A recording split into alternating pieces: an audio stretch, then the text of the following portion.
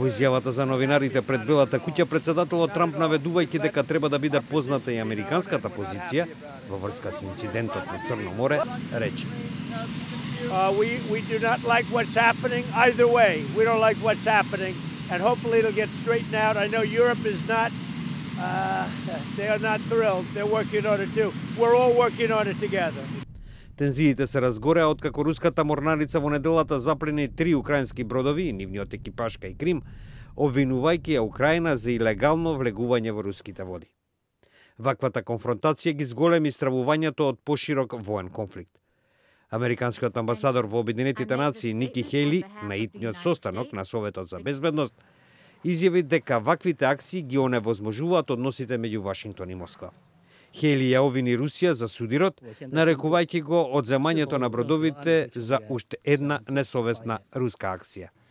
Sunday's outrageous violation of sovereign Ukrainian territory is part of a pattern of Russian behavior that includes the purported annexation of Crimea.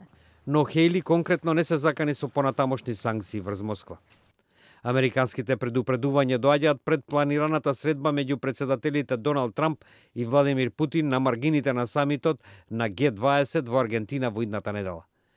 Инаку на седницата на Советот за безбедност, рускиот амбасадор во Њу Јорк, Дмитрий Полански, ја обвини Украина за провоцирање на инцидентот, за да го оправда воведувањето на воената состојба во земјата. Според него со тоа би се одложили изборите, бидејќи анкетите покажувале од украинскиот председател Петро Порошенко се соочува со можен пораз. Украинскиот амбасадор Володомир Елченко пак повика на заострување на санкциите против Русија, предупредувајќи дека во спротивност Кремљ ќе преземе на тамошни агресивни чинови, што би довеле до поширок конфликт.